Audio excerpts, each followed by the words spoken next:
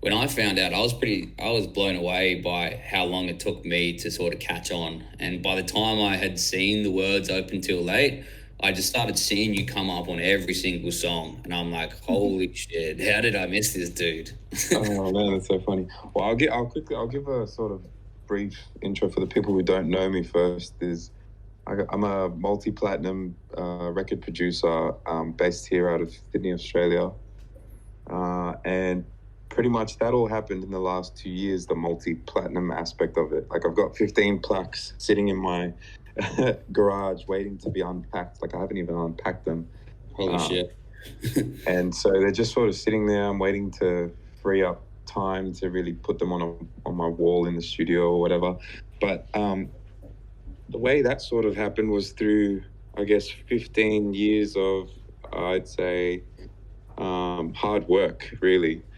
I was sort of around here when there was no real industry. Like the industry was based off of, Australian Idol kind of contestants and stuff like that. There was no real, industry.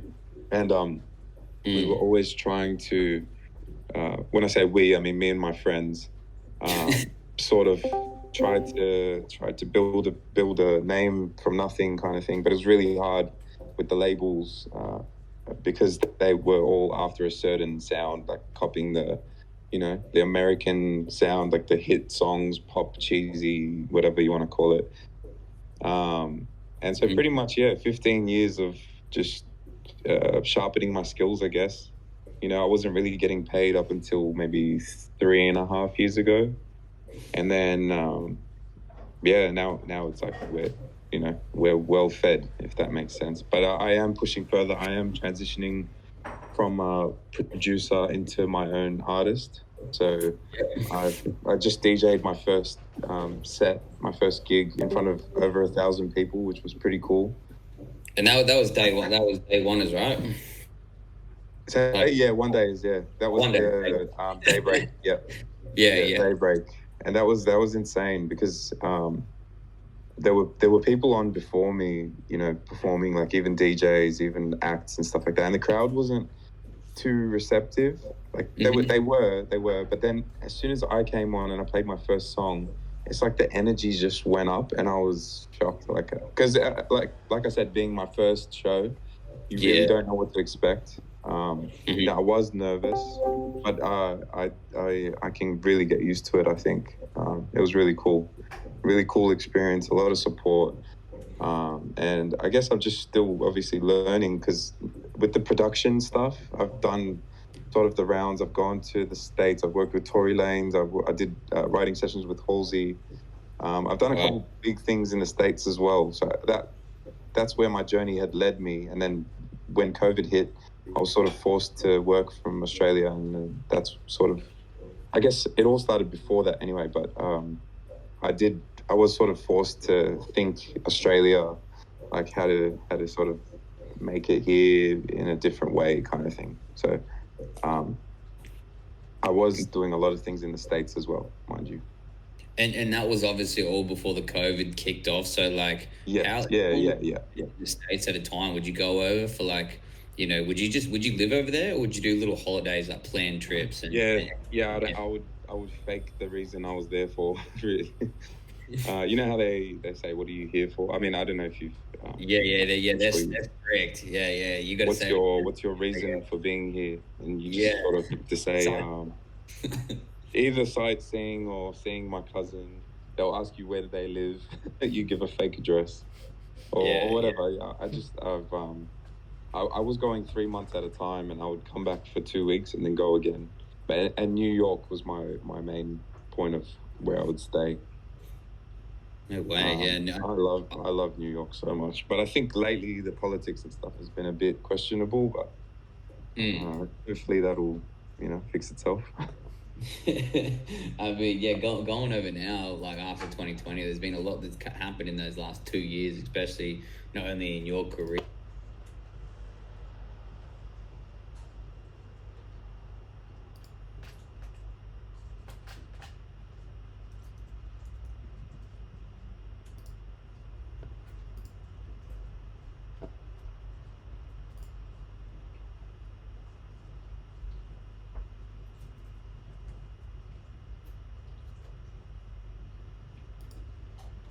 So now Yeah. when you go back, like I feel like it's going to be a whole new level of what you're going to bring to these American artists, and even what you're going to be able to show of, like, of the home country of Australia, and being like, this is what I just did in 2020, 2021, and they're not going to be able to recognize us as, like, well, they're going to recognize us as proper contenders, on a world stage. It's not just 100%. Yeah. growing out of Aussie hip hop and Aussie rap, and now it's like, no, it's just rap, it's just art, it's just music. Yeah, exactly. I think Yeah. that was part of the main conversation we were having, was how do we sort of take this beyond just Australia? Like, what do we bring to the international stage?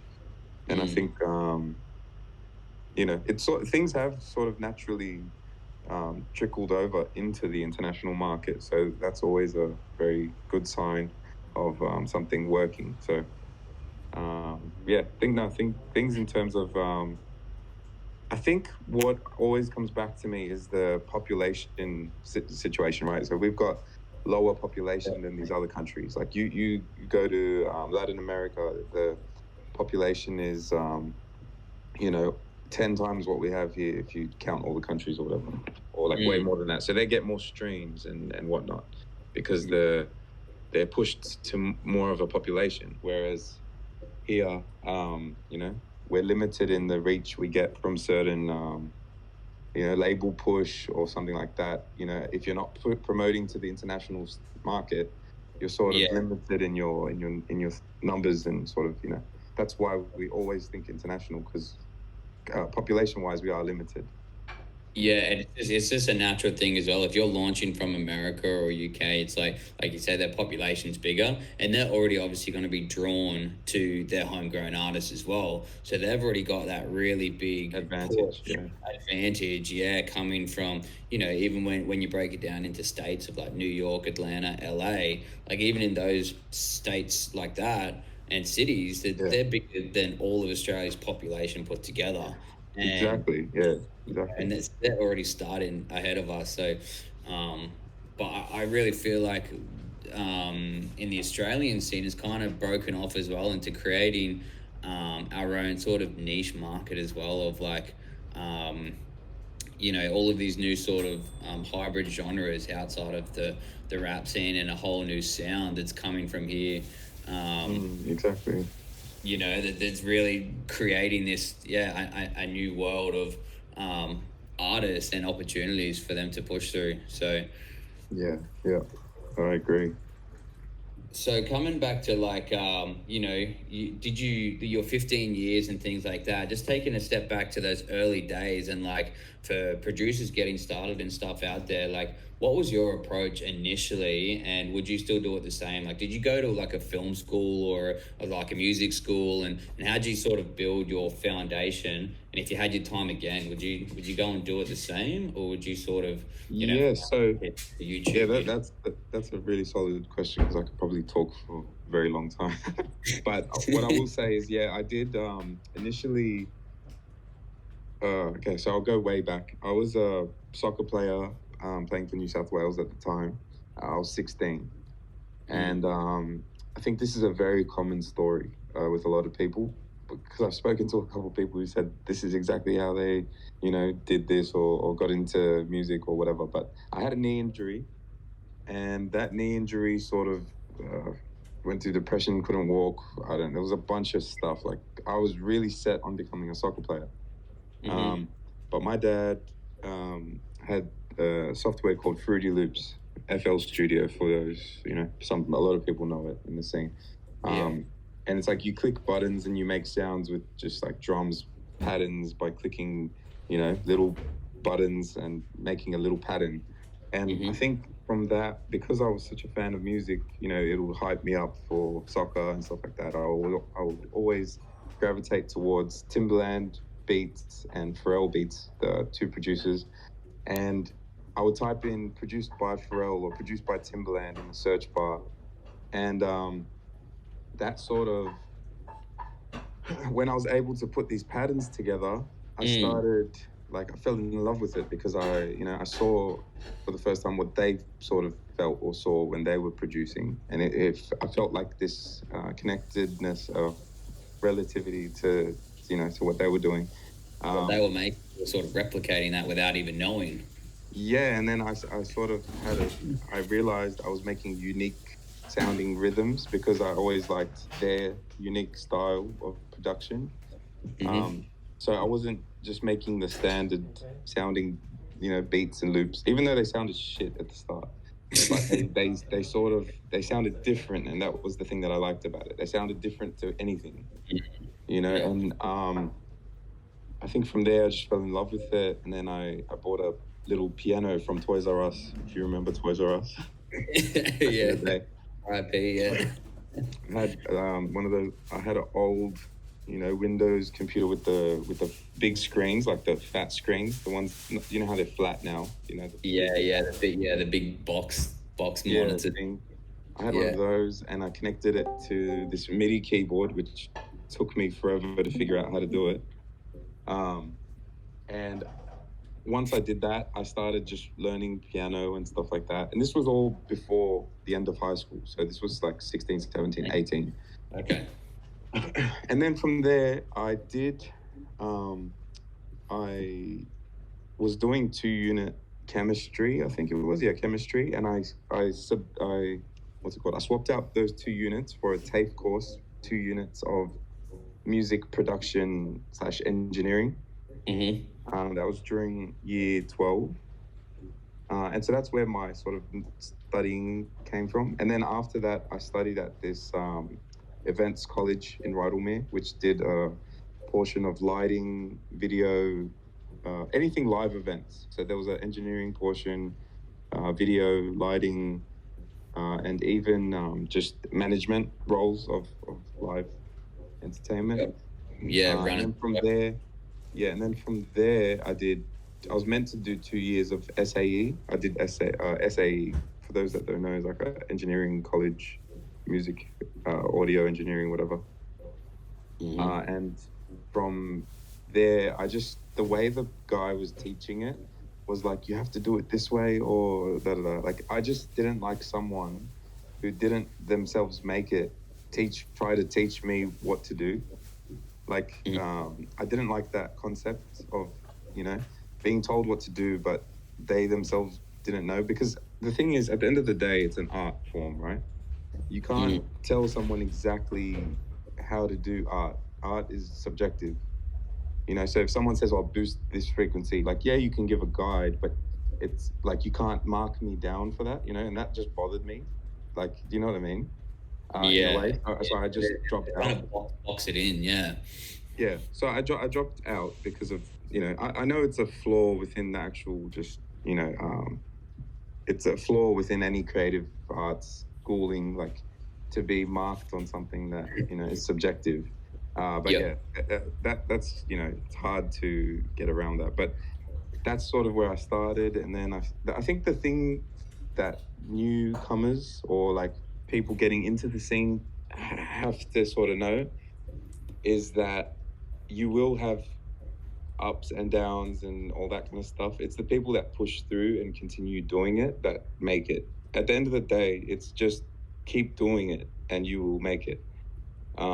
As long as you learn from your mistakes and sort of love what you're doing, you can't lose.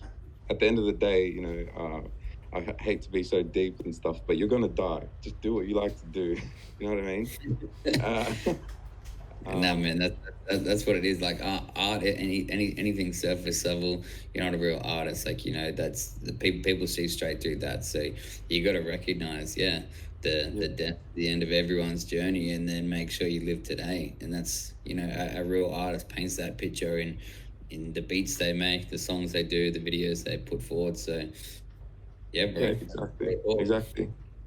But also, from a person who just sort of in the past couple of years became a successful person in the field that I am, I would say what made me get there was hustling, like proper, be at the right place at the right time, get in with the circles of people who are winning or doing what they love as well, meeting people within the industry, and also offering your services free of charge.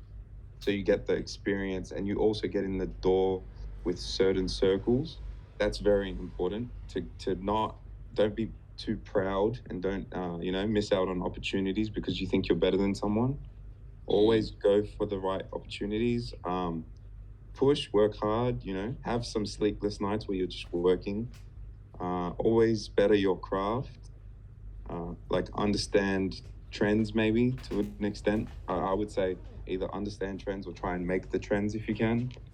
Mm-hmm. Always think outside of the box and always be unique. Your style you should have your own style that no like people, for example, just recently, or not recently, the like past couple of years, I guess, you type in "open till late" on YouTube, and it'll be like "open till late" type beat, and then there's like, I guess in the 50s of them or something now. Like, it's cool to see that because it shows that people are making a you style beat. You know what I mean? That's what I mean by being unique, having your own style, so that Mm-hmm. people can then try and emulate or be inspired by or whatnot. Yeah. Yeah, that I mean, seeing that as well is like an open to like type beat is like, that's kind of really showing your community that you've built around producing music. And producers often kind of get forgotten about outside of the music world, like where our artists and our managers and everybody kind of knows the flow of where music is made. But to sort of the general public, like it's often looked over that the producer is the chef that's cooking this thing from the start. So for other producers and people coming up to throw back your mad respect on like there's an open till late type beat instead of the artist that it was made for. I think that's really kind of showing some knowledge that's coming out for all these newcomers. And for me, it was like I was quite oblivious as well to like when I was starting my career of just all of these other roles, not only in the film industry, but even in music, of all of these other people that play certain parts of and roles in the creation of songs, producers, mix and masterers, if they're two different people, the managers, but then also sort of like your marketing managers and all of these things of just around music artist and person where, for me, I kind of just always the thought of an artist as the one man band, that they're making the beat, Yeah, they're doing this, and that was just kind of I feel a lot of people would think like that until you kind of get an insight and you start looking behind the curtains and realizing the full mechanics of it. Is there's a lot of people in there, and it's an accumulation of hard work and time that's kind of got us here. What you might be able to do in 30 minutes, because of your experience, might take someone else with the same similar knowledge, but it might take them 2 weeks because you're paying, you're getting in there for your experience and your efficiency. Yeah, 100%. Well, that is correct. You're not paying for what is it? You're not paying for someone's how long it takes someone to do it. You're paying for their experience for sure. Mm. But I would definitely also add to what you said was it just shows the importance of a strong team as well. That's one point that I missed out. Is always try and build a team, whether it be your friend who you sort of you can help each other build for example, me and my manager, we've been best friends for a very very long time, probably 8 9 years, and he's now my manager. So we sort of built this thing, and we work really well together. So whether it be your photographer, your whatever, try and build a little team, and that's a good way to start as a newcomer as well. Yeah, find people with like-minded, not only creativity but work ethic as well. Where you're having your slum days and dark days, where this other person will come in and go, "Yo, I just finished these edits. Yo, I just pumped out this beat," and then you're going, "Oh shit, okay, I need to, I'm now inspired." And you get that, second wind when you're kind of feeling like you're not not really wanting to get to work today. And those days end up being the most productive days, where you just sit down and you grind through it, through your buddy kind of pumping you up. And yeah, that's where the magic comes from. I've always found the day Definitely, yeah. you turn up, and you're rewarded for it. It's kind of a little test, I reckon. Yeah, for sure. Well, that's definitely one type of buddy you want around for sure. Someone who can hype you up when you're, not inspired or down or whatever. Well, I mean, But then also like kind of has that match your work ethic as well. Like you said, like some buddies will be like, they'll clock out at 6 and they'll be like, oh, I'm gonna go to dinner, I'm gonna go to this. But you want that buddy to be like, hey, should we do that one more song, or should we just smash these edits out, or should we just do this? And you're like, oh, we've been going for 8 hours. They're like, so I'm just keen to see the end product or see this. And I really like those guys who kind of motivate you to just kind of like keep pushing those boundaries of just efficiency and the work rate. And for me, that's kind of paid off when you get into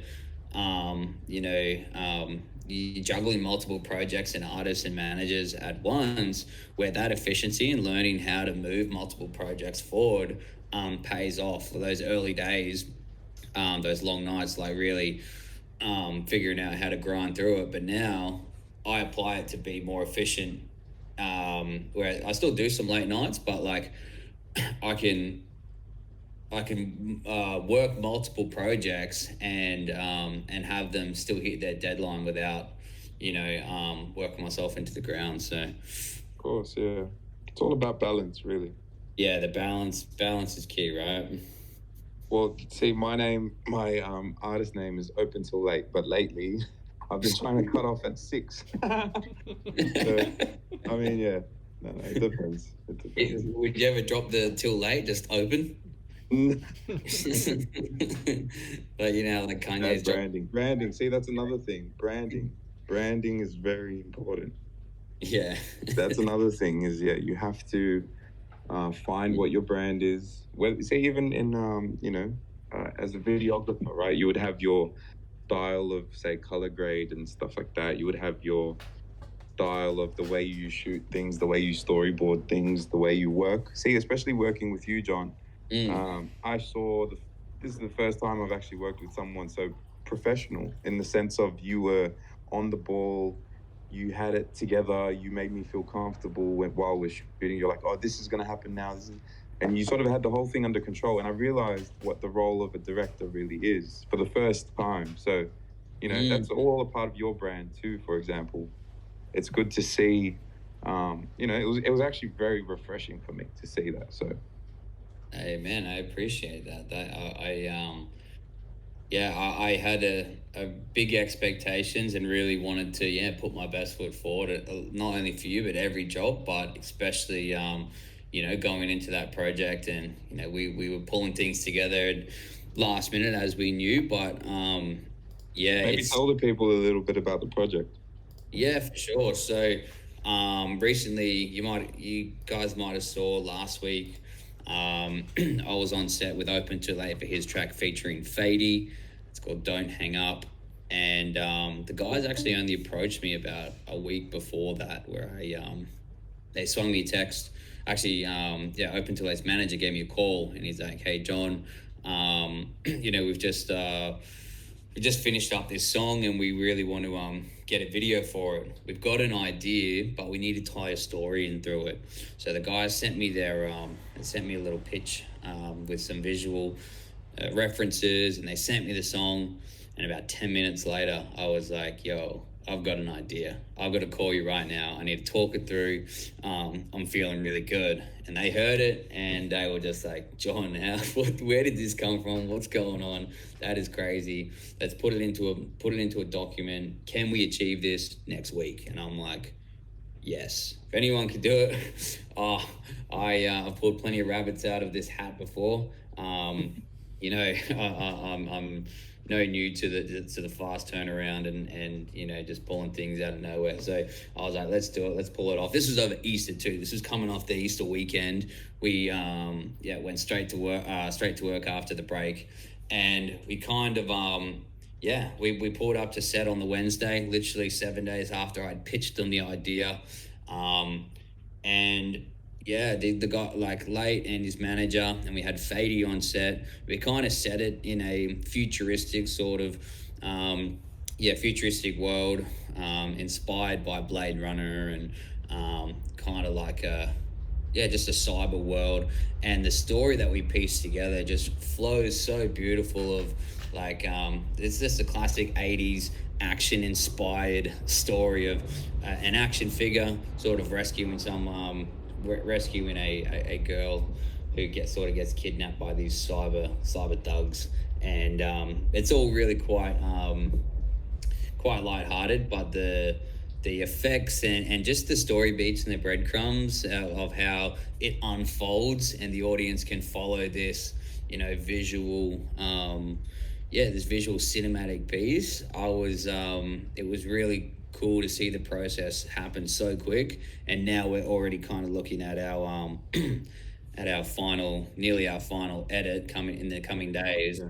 Um, like the short turnarounds are nerve wracking, but this is when you back yourself, you trust yourself, and everything you learn kind of just you just gotta you go for it. You can't second guess yourself, because that's when you start losing days of like what location am I using, what cast am I using, what props am I got. Literally just got to trust yourself, trust the vision. And for me, it's like hearing you say that tonight, that we had a great experience on set. We're having a good run so far in post production, and I know everybody is going to be really excited when they see this video, because I'm super proud of every video I put out, but this one, just with the circumstances, and especially the first video we've shot together, it's super special. And for sure. how it's come together, it's amazing. It's fun. Yeah, by the time this is out on YouTube, this talk that should be out, so people would be able to watch it. Don't hang up, Open Till Late, and Fadey. Yeah, Fadey, OG in the scene. We got Open Till Late. Don't hang up, man. That's I'm excited for that one. That should do really well, because he's touring Europe now. He's actually in Romania right now, so that's the song they're going to press with. So I'm pretty excited. It's going to go on his YouTube channel. He's got over 1 million subscribers, which is cool for a musician, So it should What's do he really doing well. in Romania though? What, is he doing a little tour, or like what's happening there? Yeah, he's doing a press run. Yeah, he's actually doing, and we're going to meet him in Europe as well to work on some work for him. Just like a project, or like maybe 5 singles or something like that, but big records. We haven't started yet, but we should have something to make Australia proud in Europe. Yes. Yeah. When's the holiday plan? Have you guys locked in some dates? When are you heading over there? Probably in a couple weeks to a month max. Maybe like 3 weeks to a month. We're planning on we're looking at flights now, so cool. I think we're gonna book tomorrow or something like that. Yeah, man. This is try to get in cheap before summer, because as it goes closer to summer, it gets more and more expensive. Right. You want to get in, early or whatnot. And how did we get the link up with Fadey? Was he like had you already worked with him? Like, he's a pretty known artist, multiple countries, and multiple hits as well. So how'd that come about? Well, he's so we had in fact worked in the past, but never in the same room. So this is the first time that we had worked from start to finish in the same room, whereas other times we would have sent him like a beat to feature on, like a Lazy J record, old Lazy J record.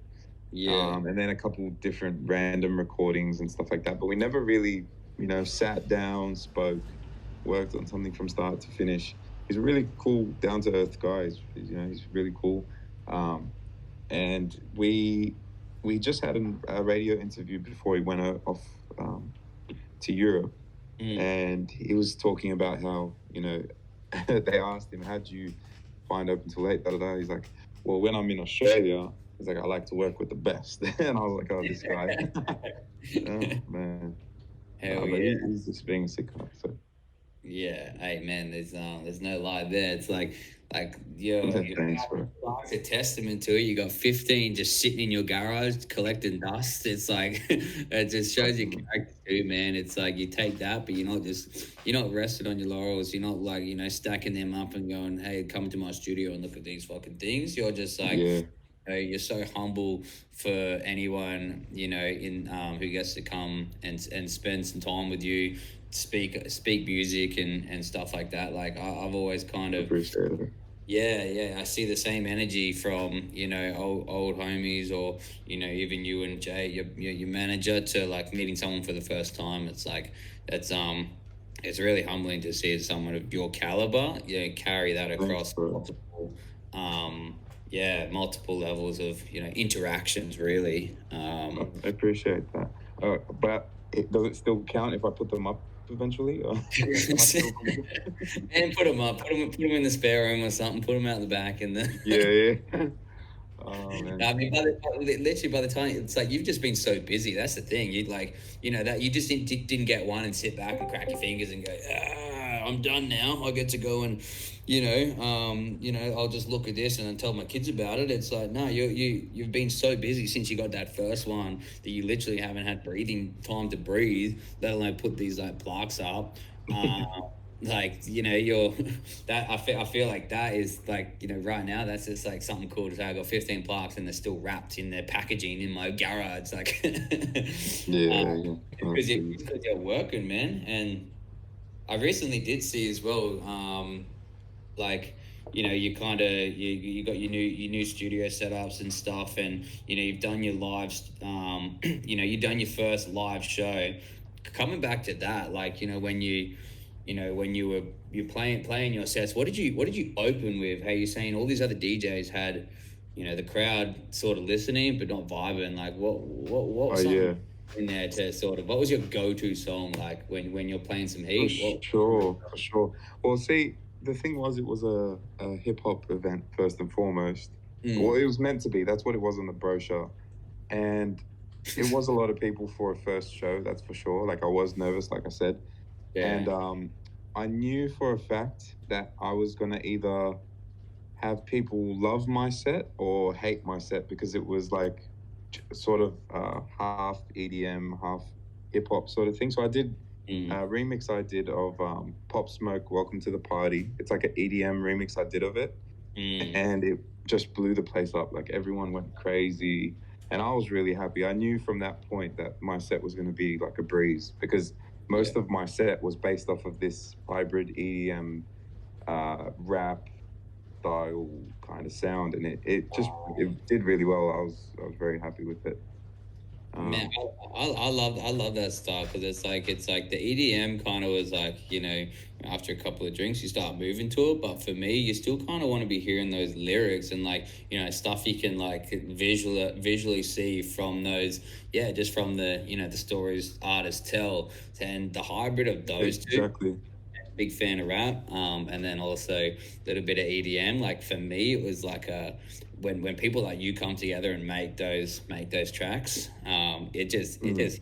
in a certain way where you just pump from the rap, and then the music as well is like you just go and turning up to it. It's a proper vibe. So Definitely, yeah. Well, and my sound is like a darker, minor based sound. So that mm, alongside the EDM, alongside this like filtered dark, um, kind of sound mm. overall, attracts a certain crowd, and it just so happened to, I was nervous, like I said, to play these records because I was like, oh, what if they don't like it? But everyone just like frothed over it. So yeah, it was a very successful first set.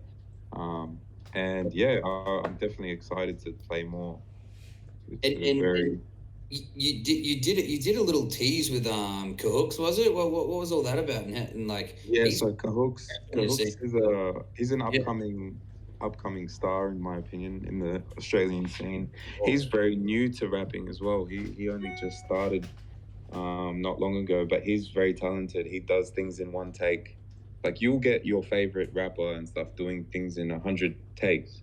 Yeah. Uh, and I know this from experience because I've worked with a lot of successful people here in Australia, and they do things in like hundreds of takes, whereas this kid, he just up one take, boom, done, and it's quality too, So I'm excited for him. I'm doing a couple projects with him, and yeah, I brought him out on my set. He killed it as well. Right, Yeah, yeah, that was I saw that, and we've been keeping a close eye on him as well. I saw him out with shooting a clip with Day One out in Bondi Beach the other week as well. So oh yeah, that's right. That song's gonna be big too. That's a like a nice international record, I think. That one. Yeah. Is he French? Is he, or where's he from? He's half French, yeah. See that something like that is so different. Like half French, Australian, doing rap. Like he adds French to the record too, so it's kind of it adds that little flair, international flair to the Aussie scene, which is cool. Yeah, I like that. And props to Day One as well. Like kind of like like seeing the talent, like both of you guys really. Like I don't know if you mix that song, but I mean already you bringing him out to your first show, as such a a new artist. But then Day One as well. Like he's slowly becoming a growing household name, and for him to sort of want and see that talent as well, like these they're young cats, and they got their mind and head in the game. They know how to play their cards right, and seeing these other talent to sort of put them on and bring them up together. Like I love seeing that of like Australian artists coming together, because we have so much potential, but we're still such a small fish collectively in the big music world, and I feel like that's kind of let us down in the past, where everyone's still trying to do it on their own. We got to have some sort of camaraderie, come together to put Australia on as a whole first. Then we can go back to whatever we want, healthy competition. But right now we're growing all of our industries to where it should be, and it's still going to take it 10 years. Like right now is the start of something new. I feel it. Yeah, bro, 100%. Even what they're doing with the radio station, with 96.1, how they made it international. Sorry, not international, national. Cater, yeah.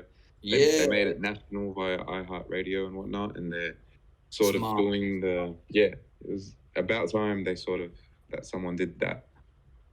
Started listening to the actual fan bases here and what they mess with and what they want to hear on the radio, like interviews with certain people and stuff like that. I think now is a good. Sorry. I was gonna say the guys on there's like it's so fitting for like DJ Classic, Ziggy, B-Wise, all those those guys running it too, especially like Ziggy and Classic. Like they've been growing the scene for longer than we, like same as you, 15 years. They've watched it grow, and they've watered it themselves to get it to where it's at. So I feel like there's no one better to sort of come in and say, Australia needs this hip hop sort of radio, and it's done by, Joe Blow over here who works for the company. It's like we've got people on who have raised it, who have lived it, raised artists, and they're among it still. I think it's a great step in the right direction. Building. Yeah, bro, 100%.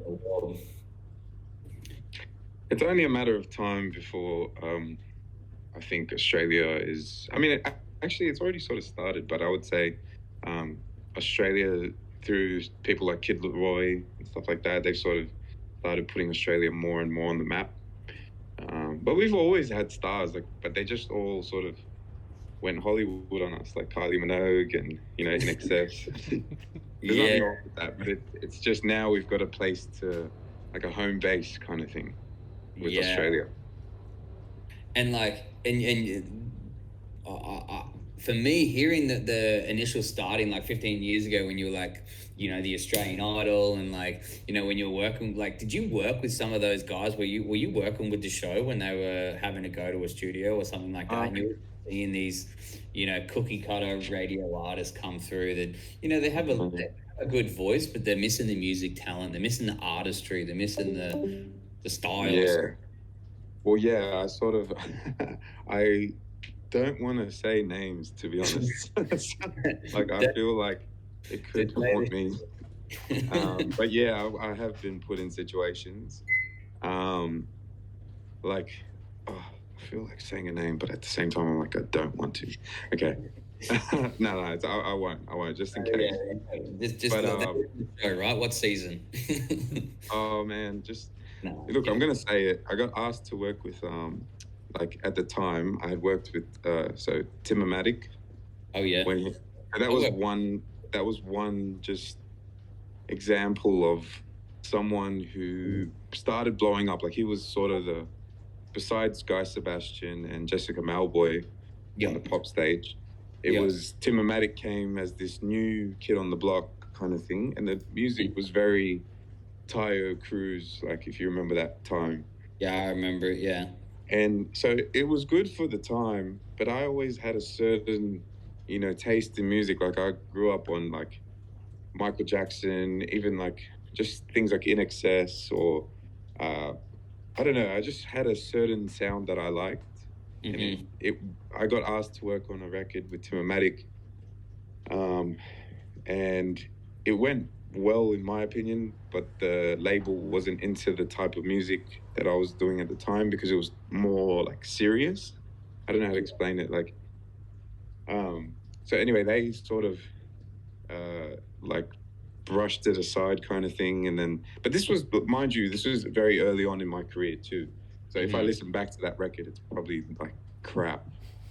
I'm at a point now where I can't even, I don't care how big someone is. If I don't fuck with their music, I would not work with them. No matter what the job is, like, it's just, I think I'm at a point now where I can do that.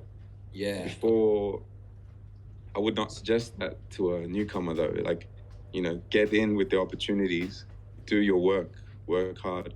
I'm at a point now where I can sort of decline those jobs, but I was doing a lot of work with, say, contestants and stuff like that, because that's all we had back then. That's all we kind of, had to work with. I guess we didn't have street rappers and stuff like that. I mean, Curse has been doing his thing for a while. I'm actually doing his next album. I've done his past 2 albums as well. Very successful, like #1 on the charts, selling out stores and stuff like that, like physical copies, which is really hard to do these days. Like he still sells physical copies of CDs. So props to Cursor, he's killing it. Yeah. Pioneer. But yeah, I mean, we didn't really have anything. We just had the contestants to really work with in the scene here.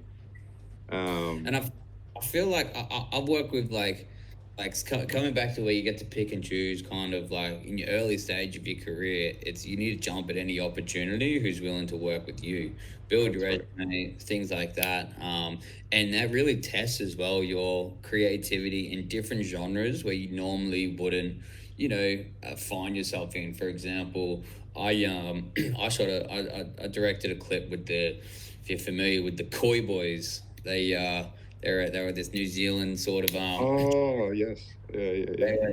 They were on, I think they were from The Voice or someone. They would do a lot of covers. That was their sort of main deal. They would sing at this restaurant in the Gold Coast called Koi, and for me it was kind of like they were super pop. They were super like radio. They were fresh coming out off the show and things like that. And I had this opportunity to direct this clip with them, and at the time I was still heavily, like, I hadn't really done too much pop clips before. I'd only ever really been doing these rap clips, and it kind of it took me back to storytelling. I feel like that's my main draw card as that's my at JN, like it's storytelling, being able to tell any sort of story visually, really in a basic way, so the audience can pick it up and it's not too confusing. You can follow the bouncing ball and the breadcrumbs and things like that. But these guys really kind of opened my eyes to be like, their talent and their talent and how they can sing and what they can market themselves on is not actually kind of what they want to do. Like, they listen to all these other styles of music, but it's not what they can sing. It's not what they can put themselves forward. So they kind of made the conscious decision to, like, do what they're good at but not what they like. And I feel like it kind of taught me as well that I'm doing what I'm good at right now, which is directing this clip. But for sure, I'd rather be directing sort of like a big sort of rap or a movie or something like this. But I'm doing what I'm good at and I'm Yeah. going to get in the best product, like, of Yeah. adapt to their sort of music and their style and stuff. And I feel that was really cool to hear them say as well, and they acknowledge it as well. It's like, we like this music because, to an extent, but if I had a choice, I'd rather jump in the booth and spit some bars and do something like that. So your talent, if you're good at something, you should always still pursue it, and find Yeah, of course. yeah. It's all about that hustle until you're able to sort of pick and choose. But yeah. Hey, just to let you know, my phone is on 2%, so I'm just giving you a warning. I don't have a charger with me where I'm at. No, that's all good, bro. We've had a mad chat. We're coming to the end, so I might just open it up right now. Any one of us who quickly is listening, I've got one more question myself, and I might just see if anyone wants to drop a question in general chat. Anything you want to hear right now. If not, I'm gonna ask one more question. Drop them in there, and I'll pass your question on. But for me, we know you're heading overseas in the next couple of months.